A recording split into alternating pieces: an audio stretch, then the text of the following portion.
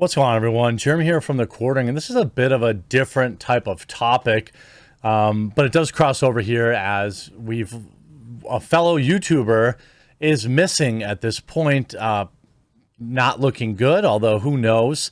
The curious case of Gabby Petito, which is who had just started a van life YouTube channel called Nomadic Static, uploading a video just 3 weeks ago and never again. Well, she remains missing after her boyfriend returned home. I guess he had spoken out today and talked a little bit about stuff. I'm going to try to cover everything where we're at, and then you let me know if you want me to keep up on this case. Crime isn't something that I normally cover on this channel, but its crossover on YouTube is interesting and is relevant. So let me know if you want, leave a like on the video and a comment, and I'll keep up on it. So back on July 2nd, Gabby and her boyfriend departed. They left Blue Point, New York, where she is originally from, and planned on a 4-month cross-country journey.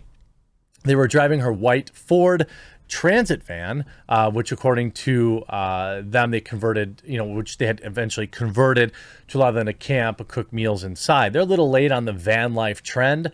It was really popular here on YouTube for about a week, but nonetheless, they traveled from Florida to Kansas to Colorado and Utah, touring and camping several national parks and natural attractions. What's interesting, though, is none of that had been uploaded to their YouTube channel. I don't know if they were just saving all the footage or what was going on. Back then, on August 12th, there was an altercation, quote unquote, in Moab City, Utah. This morning, they released the body cam footage of that event, which shows Gabby in tears and admitting to raising her hands to her boyfriend. But that, and to me, it seemed like just a normal fight. I know he had marks on his faces. I guess they were called to reports of disorderly back on August 12th, where they encountered the boyfriend and Gabby along with a witness whose full name was redacted. Laundry and Petito are described as having gotten into a physical altercation. And then the officer suggests basically spend the night apart, which they do. Then on August 25th, we have the last known whereabouts. According to a verified GoFundMe page set up to raise money and aid and search for her, she was last known to be in Grand Teton, Wyoming on 8/25/21, heading towards Yellowstone National Park. Where this gets really strange is the boyfriend returned home in the van and said nothing about it. Her stepfather, Jim Schmidt, said that the young woman communicated regularly with her mom and father. She would go off-grid doing van life stuff, exploring these areas. So it wasn't uncommon for her to go off for a few days at a time, but she'd always make her way back home, someplace where she could get on the Wi-Fi connection, upload to her Instagram, make phone calls, FaceTime, he said. Someone who's been traveling and contacting the family all of a sudden goes dark. That's obviously odd. Back on August 30th, then, was the last communication with the family, which, from what I read, people are unsure if that was actually sent by her. Her mother, Nicole Schmidt, said the last text message she received from her daughter came on August 30th. Then, September 1st, the boyfriend returns home, which is really bizarre. He allegedly returned home.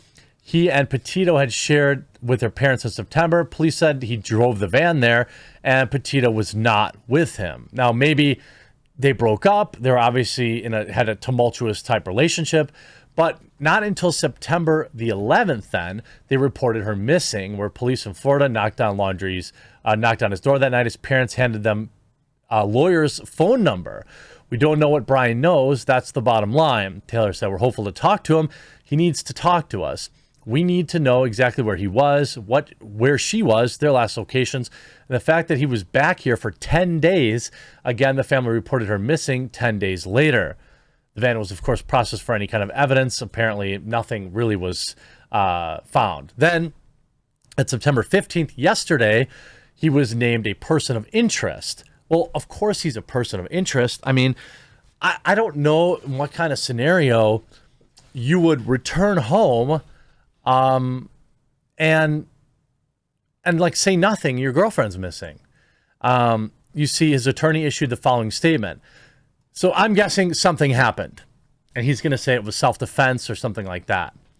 Many people are wondering why Mr. Laundrie wouldn't make a statement or speak with law enforcement in the face of Miss Petito's absence. In my experience, intimate partners are often the first person law enforcement focuses their attention on in cases like this, and the worrying that any statement made will be used against you is true.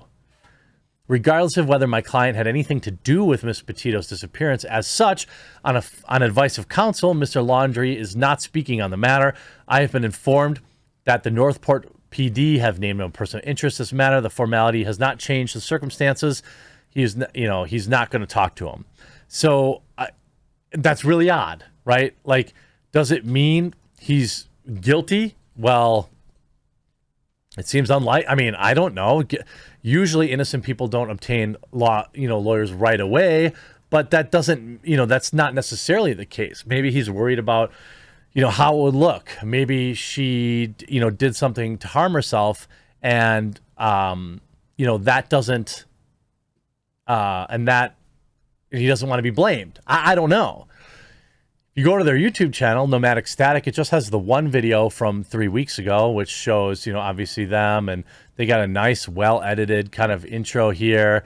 There's the boyfriend. I'm surprised this video is still up, to be honest with you. There's Gabby. I don't know. It's really bizarre, and you just look at a lot of the comments, praying for your safe return, hoping you come home safe. Why would you leave this area without filing a missing persons report or trying to find her? Why weren't the parents contacted regarding her whereabouts? Why lawyer up wanting to get a statement from him, the last known person to see her? This is a really bizarre case. It feels a lot like, John Bonet, or like, some of the other cases that, it's bizarre to me. I mean, the guy, put it this way, the guy drove cross country in someone else's van after they were missing, never claimed to know anything, never, helped any, never filed any reports, never did any, research or anything. You also, it looks, Brian has deleted all the videos she had journaled.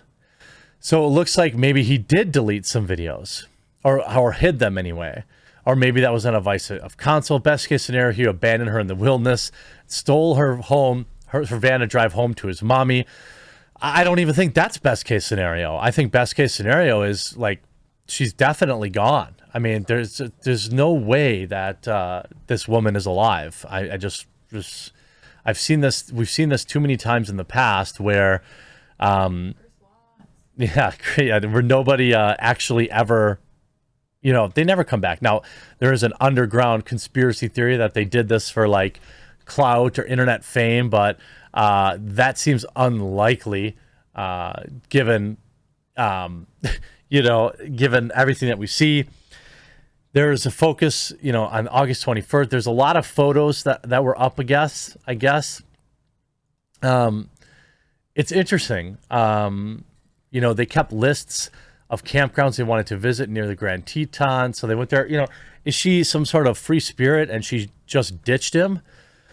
Okay, let's say that that's even true. Why on earth would he say nothing? Why wouldn't he just be like, yeah, she did, she met up with some, trucker and jumped in the truck, and I don't know, he's an indiscriminate truck, and I don't know. It seems weird to me that he just said nothing.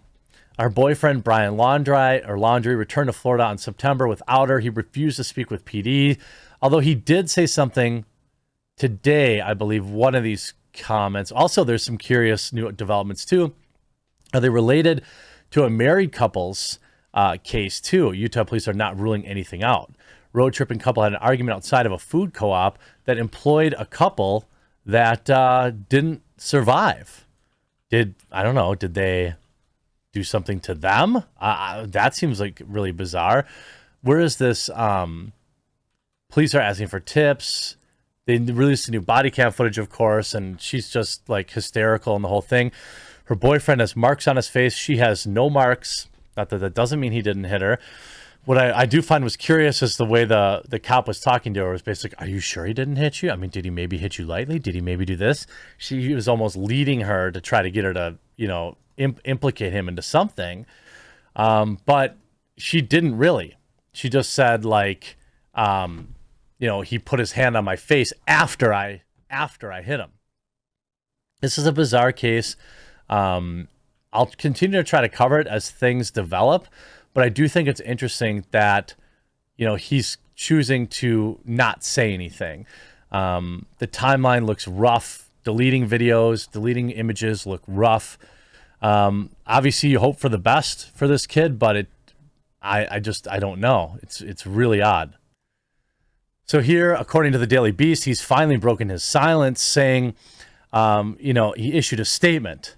This is an extremely difficult time for both the Petito family and the Laundrie family. I understand that a search has been organized for Miss Petito in the Grand Teton National Park area of Wyoming. On behalf of the Laundrie family, it's our hope that the search for Miss Petito is successful and that she is reunited with her family, he continued. On advice of counsel, the Laundrie family is remaining in the background at this juncture and has no further comment. The Petito family responded, Brian is refusing to tell Gabby's family where he last saw her. Brian is also refusing to explain why he left Gabby all alone and drove her van to Florida. These are critical questions that require immediate answers. The Schmidt and Petito family beg the Laundrie family to not remain in the background, but to help find who Brian referred to as the love of his life. This is going to be an interesting story I'll continue to cover on this channel. If you want me to, just let me know in the comment section down below and click that red subscribe button to stay updated. Hope you enjoyed this video. We'll talk to you again real soon.